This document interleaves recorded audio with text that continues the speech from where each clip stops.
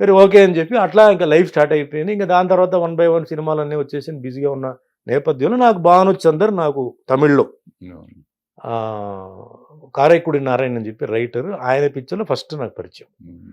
So first నాకు భానుకు gel ఎందుకు అయిందంటే తను కూడా మార్షల్ ఆర్ట్స్, ఇద్దరు మార్షల్ ఆర్ట్స్ డిస్కషన్ ఫైట్ గిట్ చేసేటప్పుడు రియల్ ఫైట్స్ అని చెప్పి అతను Suman you have to act in Telugu Suman అని చెప్తే నేను చెప్పాను భాను నా first of all I'm not an actor.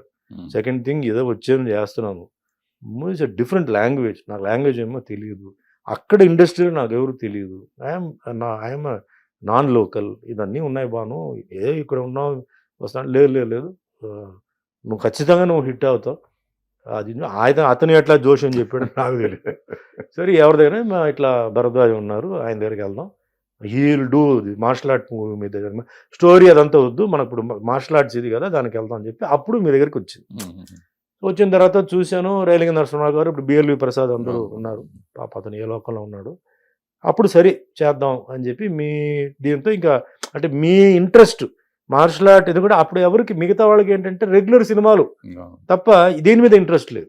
So I cannot force myself కదా. సో మీరు ఒక మనిషి నాకు దొరికారు. Though Relangi Narasimharao is not a person who knows martial arts. BLV Prasad కొంచెం యాక్షన్ అని మాట్లాడి ఇంత నేను సరే ఇంకా చేద్దాం అని చెప్పి ఒప్పుకున్నాను. కానీ నాకు లాంగ్వేజ్ ఎప్పుడైతే నాకు కొంచెం ఇదైందో నాకు కొంచెం భయం స్టార్ట్ అయ్యింది. ఎట్లా ఇది నేను అందరి ముందు తెలుగు రాదు నాకు ఇది ఎట్లా ఇది అని చెప్పి సరే ఇంకా కక్కలేక మింగలేక మొత్తానికి సరే అని చెప్పి ఆ రోజు అదే ఈ షూటింగ్ దీని వచ్చేటప్పుడు అది లైన్స్ చాలా చిన్నదే కానీ ఇప్పుడు కొందరు నేను వచ్చేదాకా అదే రాలేదు. నాకు అప్పుడు ఏంటంటే వాళ్ళు డైలాగ్ రాసి పంపించారు. రాసి పంపిస్తే ఇప్పుడు నాకు ఎలా తెలుగు అప్పుడు ఎలా ఉందంటే ఇప్పుడు కొందరు ఈ పాటలు రివర్స్లో పాడతారు. రివర్స్లో పాడతారు తెలుసా పాట. నాకు అలా ఏదో ఒక లాంగ్వేజ్ నేను ఏదో చెప్తున్నట్టు నాకు ఒక ఫీల్ నాకు ఇప్పుడే ఇలా ఉంటే ఇంకెట్లా ఇంకా అక్కడ వెళ్ళిన తర్వాత నాకు చాలా అవమానం జరుగుతుంది చెప్పేసి బెస్ట్ పని ఏంటంటే మనం అవాయిడ్ చేద్దాం. అప్పుడు సెల్ ఫోన్ లేదు కదా.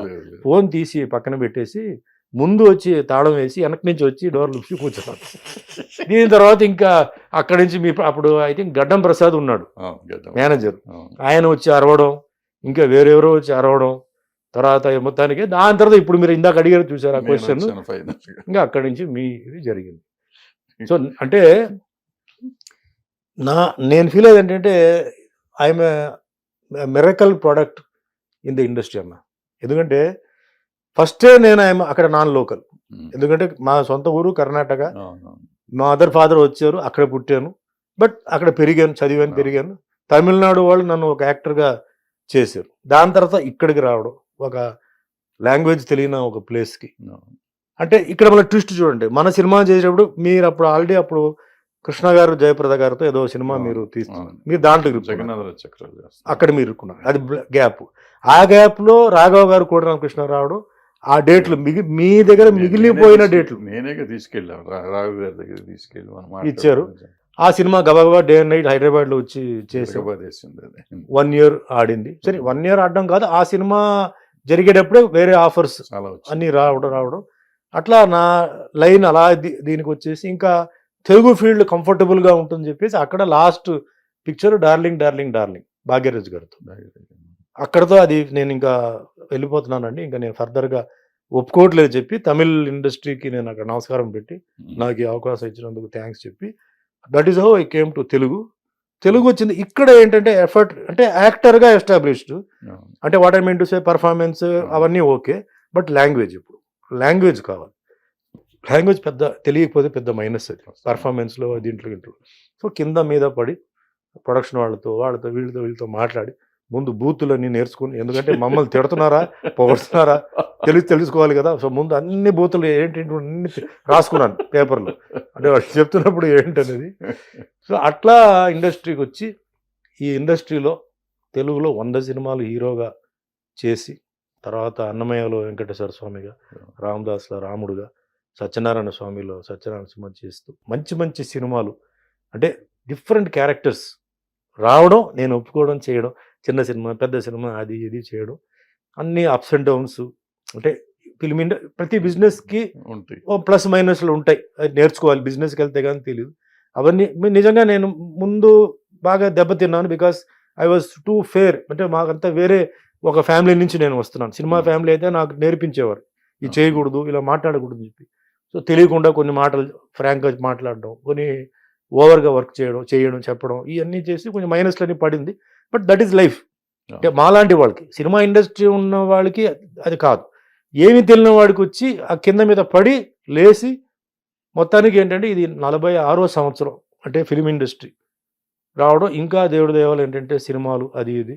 ఇప్పుడు మీ ఆశీర్వాదంతో 10 లాంగ్వేజ్లో ఐఎమ్ బిజీ. పోతుంది, బండి పోతుంది, తిరుగుతున్నాను. అటు నార్త్ ఇటు సౌత్ అన్నీ తిరుగుతున్నాను. సో నేను చాలామంది ఏమంటారంటే నువ్వు ఉండాల్సిన చోటు కాదు, నువ్వు ఎక్కడో ఉండాలి. ఎట్లా నా అడుగుతాను, నాకు అర్థం కావట్లేదు.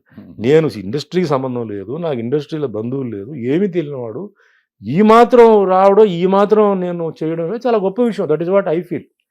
I cannot compare my self. చాలామంది అంటే అప్పుడు చిరంజీవి గారు మేమిద్దరు కాంపిటీటర్స్. అంటే రామారావు గారు, నాగేశ్వరరావు గారు, కృష్ణరావు అయిపోయింది. వాళ్ళు కొంచెం రిటైర్మెంట్ టైంలో నెక్స్ట్ కొంచెం చిరంజీవి గారు వచ్చారు. అదే టైంలో నేను ఎంటర్ అయ్యాను. కాంపిటీషన్ అనేది నాకు తెలియదు. I don't know what is competition, because I my self I'm competing with my self. నేను నిలబడాలిగా. నాకు పిక్చర్ ఇచ్చారు, ఫైట్స్ సాంగ్స్ చేయాలి. అప్పుడు ఎవరు బాగా చేస్తారు? చిరంజీవి గారే బాగా చేస్తున్నారు. సో ఆయన్ని ఏదో బీట్అవుట్ చేయాలని కాదు, కనీసం ఆ లెవెల్కైనా మనం ఉండాలి కదా. So all said and done Chiranjeevi garu is a very good dancer. అది మీరే చాలాసార్లు నాకు చెప్పారు, రే చిరంజీవి సాంగ్స్ చూడరా, ఆయన ఫుట్ వర్క్ చూడు. ఈ రోజు కూడా నా లెక్క ప్రకారం ఫుట్ వర్క్ ఆయన చేసినట్టు ఎవరు చేయరు. ఈ రోజు కూడా ఆయన ఏజ్లో కూడా అదే గిఫ్ట్, అది ఆయన మెయింటైన్ చేశారు. సో చాలా మంది ఏంటంటే నార్త్లో కూడా ఏంటంటే చిరంజీవి గారు అంటే ఆయన డాన్స్, ఆ ఫుట్ వర్క్, తర్వాత ఆ బాడీలో గ్రేస్, ఏదో 1, 2, 3, 4 అలా కాదు, ఆ బాడీలో గ్రేస్ ఆయనకి క్రేజ్, అది మనం ఒప్పుకోవాల్సిందే. సో నిజంగా నేను ఆయన సినిమాలు అంటే అప్పట్లో మనకి కొంచెం తర్వాత క్యాసెట్స్ వచ్చింది, వీడియో క్యాసెట్స్ వచ్చి మనం ఎట్లా, ఎందుకంటే అంతకుముందు నాకేంటంటే గుర్తుందా, అక్కడ బీచ్ దగ్గర ఎవరో మీ ఫ్రెండ్ వాళ్ళ ఫాదర్ డాన్ అనుకుంటా కదా, వాళ్ళ ఇంటికి వెళ్ళిన వీడియో క్యాసెట్లు చూస్తాను, వాళ్ళ ఇంటికి వెళ్ళి ప్లేయర్ వాళ్ళ దగ్గర ఉండేది, VHS అప్పుడు ఉండేది. సో అట్లా నేను చూసి నేను చేసాను తప్ప ఎవరికి నేను కాంపిటీటర్గా ఉండాలని కాదు. భగవంతుడు ఇచ్చిన పొజిషన్ని నేను కాపాడుకోవాలి. సో కాపాడుకోవాలంటే యాక్టింగ్, డాన్స్, ఫైట్స్. తమిళ్లో డాన్స్కి అంత అప్పుడు ఇంపార్టెన్స్ లేదు, ఫైట్స్ ఉండేది. కానీ తమిళ్లో ఇప్పుడు తెలుగు హీరోస్ అందరూ ఏంటంటే కంపల్సరీ డాన్స్. రామారావు గారి నుంచి అందరూ చేయాల్సిందే, అది ఎలాంటి డాన్స్ కానీ డాన్స్ చేయాల్సిందే. తమిళ్లో అట్లా కాదు. ఇప్పుడు శివకుమారు మన డాన్స్ పెద్ద ఇదేం కాదు, ఒక మాదిరిగా చేస్తే చాలు. సో ఇక్కడ కొంచెం ఏంటంటే ఎక్కువ స్ట్రెయిన్ చేసుకొని మొత్తానికి మనం మ్యాక్సిమం ఎంతవరకు చేయాలని చెప్పి I maintained discipline in timings, dedication in the work and డైరింగ్గా కొన్ని చేయడమే, డివోటెడ్ టు ది ప్రాజెక్ట్.